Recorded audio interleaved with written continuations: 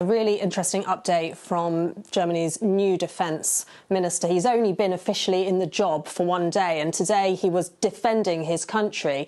I'll just go through some of the points that he made. He has literally just finished speaking in the last minute or so. So he said it was wrong to give the impression that Germany was standing in the way, but as you said, he said that they were basically weighing up the pros and cons of sending those tanks, and that they needed to look at things like the number of stocks and how those tanks would be sent and time and logistics, and that while they were doing that, he said they had no problem that partners did that as well. He said that they also discussed about partners exporting their own stocks. No decision on that yet, but he's very keen to make this point that they aren't standing in the way. I think the other thing that was really important was that he started his whole conference to the press by listing some of the things that Germany has done. So he underlined the fact that they're going to send these Marder fighting vehicles, 40 of those due to be delivered by March, also underlining that they're sending other support,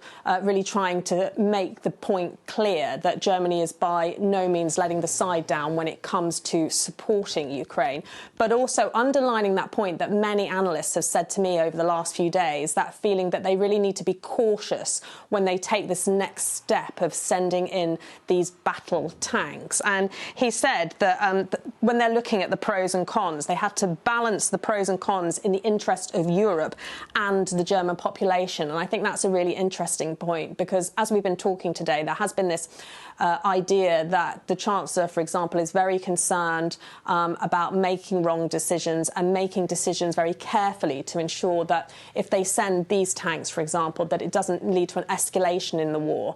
And that is a point that seems to be supported by a majority of the German public, who in recent polls by public TV, the majority of them didn't support sending the Leopard 2 tanks. They said that they did support Ukraine, but this seems to be, for many people, a step too far. So caution again on the part of Germany here. People who were hoping for a big announcement today were sending the tanks. That clearly doesn't sound like it's going to happen.